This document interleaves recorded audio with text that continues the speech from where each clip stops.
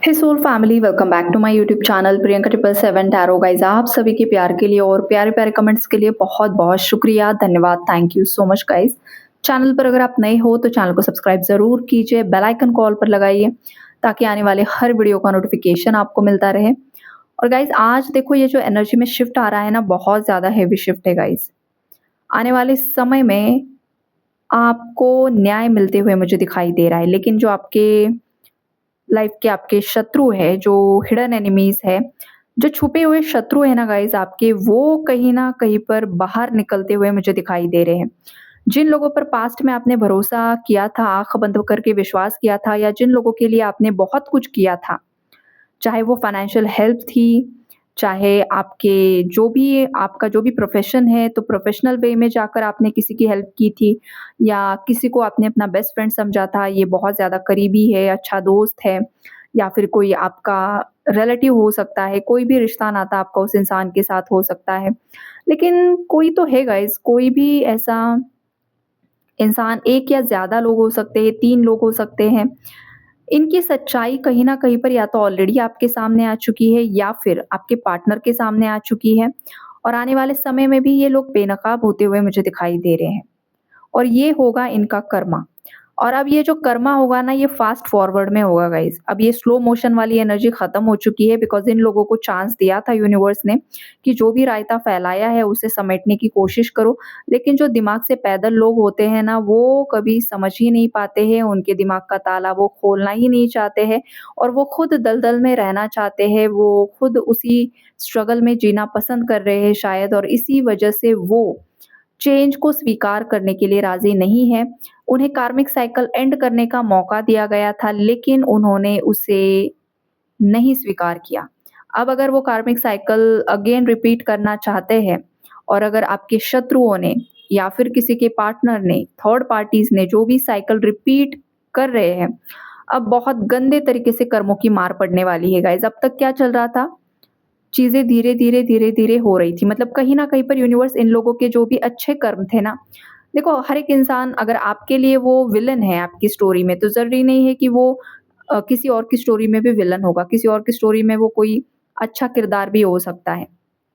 तो हर एक इंसान अच्छे-बुरे कर्मों को लेकर चलता है। लेकिन अब क्या हो रहा है ना गाइस, जो भी उनके अच्छे कर्म थे, जो भी पुण्य कर्म थे, जो भी उन्होंने अच्छाई की थी, वो उनका जो घड़ा है ना, वो ख़त्म हो चुका है। और जो पापों का घड़ा है ना, वो कहीं न कहीं पर अब ओवरफ्लो हो रहा है।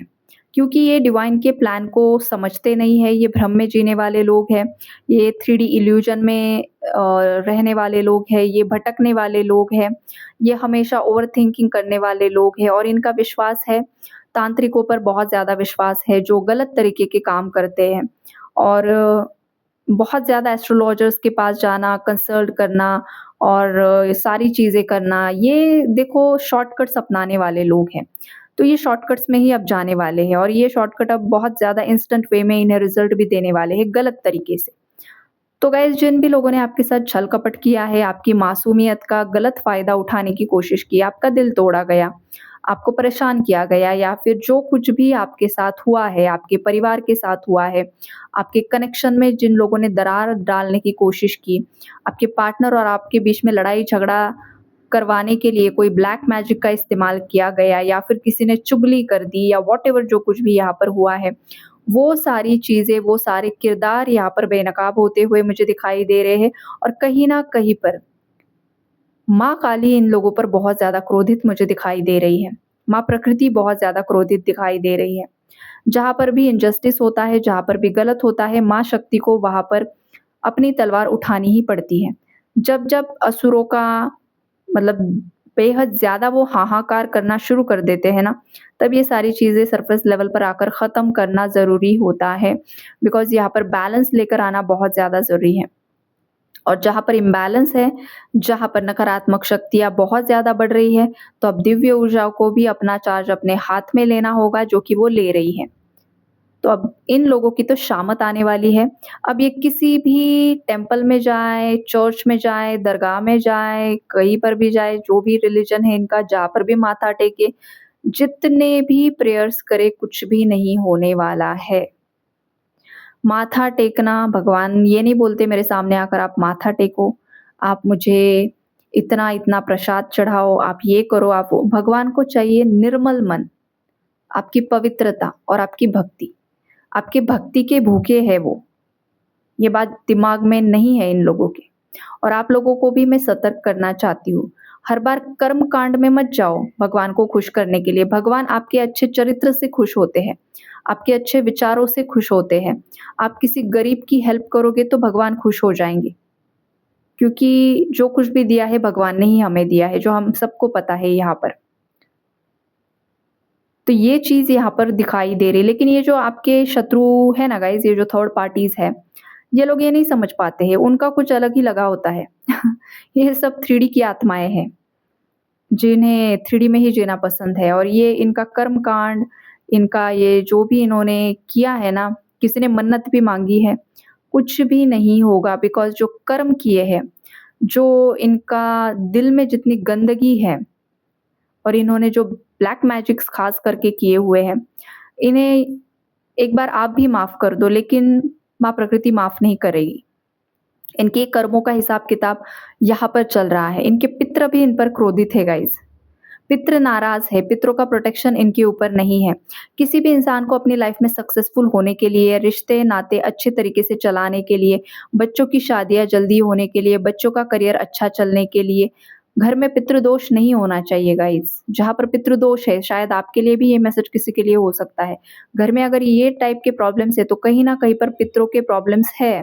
पितृ या तो अटके हुए हैं, उन्हें मुक्ति नहीं मिल पाई है और या तो पितरों ने ही कुछ ऐसे कर्म किए हुए हैं, जिनके कर्मों की वजह से ये सज़ा आपके पीढ़ी दर पीढ़ी मिल रही है।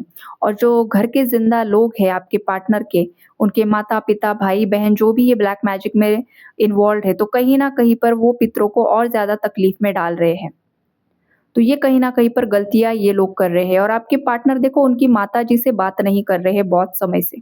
ये वाली स्ट्रॉन्ग वाइब्रेशन है। आपके पार्टनर की माताजी उनकी कार्मिक है और बहुत ज़्यादा उन्हें अपने ही बच्चे की भावनाओं की परवाह नहीं है, ये मुझे यहाँ पर दिखाई दे रहा है।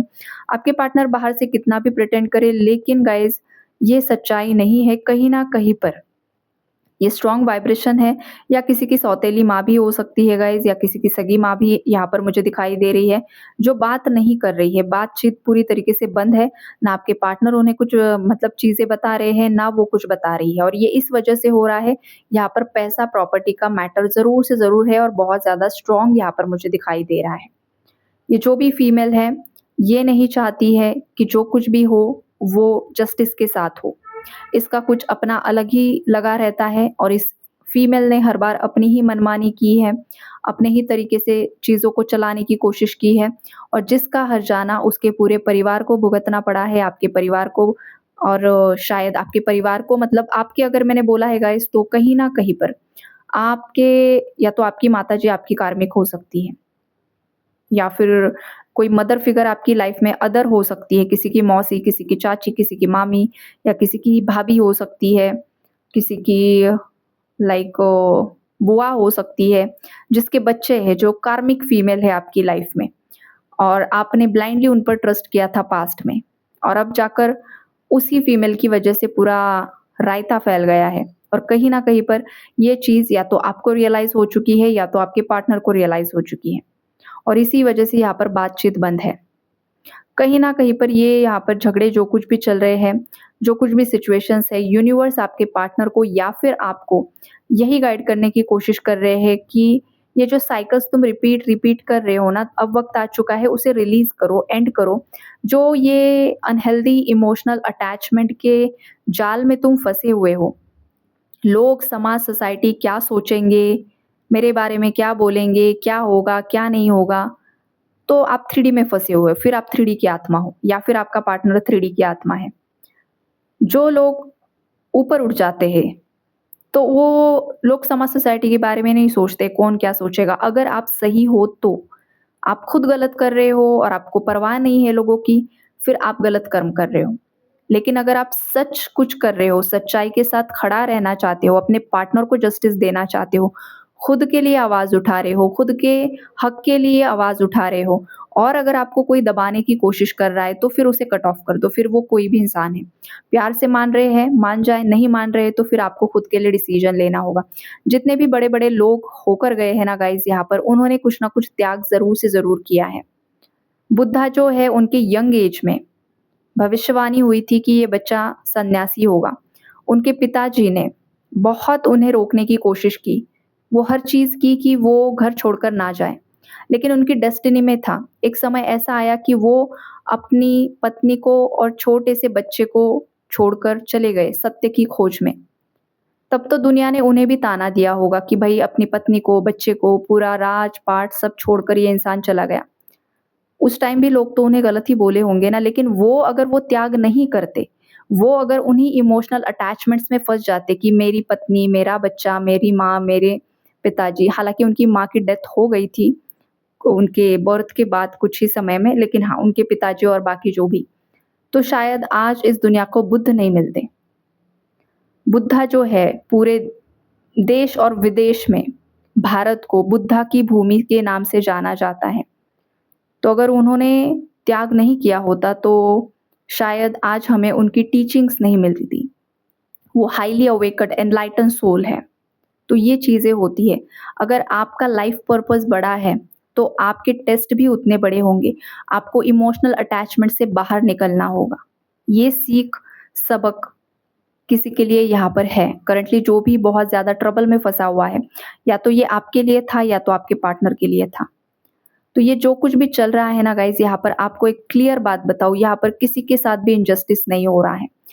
सबके साथ जस्टिस हो रहा है। कहीं न कहीं पर आपने भी और आपके पार्टनर, थर्ड पार्टी जो भी जितने भी लोग हैं, कभी न कभी आपने या इन सब लोगों ने किसी के साथ गलत किया होता है। आपके परिवारजनों ने गलत किया होता है इस लाइफ़ टाइम में या पूर्व के किसी जन्म में। और माँ प्रकृति हर एक इंसान के साथ न्याय कर रही है, सबका बैलेंस कर रही है। लेकिन खुद पर आती है, खुद के साथ गलत होता है तो इंसान को लगता है कि भाई मेरे साथ ही गलत हो रहा है, मेरे साथ ही अन्याय हो रहा है। लेकिन वो आपके साथ जो अन्याय हो रहा है वो किसी के लिए न्याय भी हो सकता है।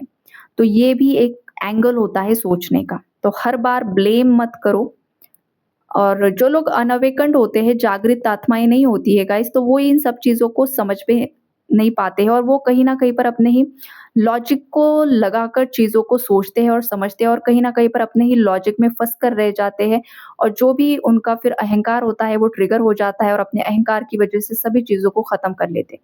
फिर हाथ में कुछ भी नहीं बचता है। तो कहीं न कहीं पर हर एक इंसान ने अपने आप पर काम करना बहुत ज़्यादा ज़रूरी है। स्पिरिचुअल प्रैक्टिसेस करना ज़्यादा ज़रूरी है, जिससे आपकी सोचने समझने की शक्तियाँ, क्षमताएँ बढ़ सके और लाइफ में जो कुछ भी परेशानियाँ चल रही है ना, उसका आप पर कोई भी असर ना हो पाए और आप एक सही डिसीजन लेने के लिए कैपेबल बन सको। आपका फ़ोकस और उद्देश्य वो होना चाहिए और ये जो कुछ भी इन लोगों के साथ चल रहा है, वो तो माँ प्रकृति अपने हिसाब से चलवा रही है, ओके? तो आई होप आप लोगों को क्लैरिटी मिली होगी। Take care and God bless you all.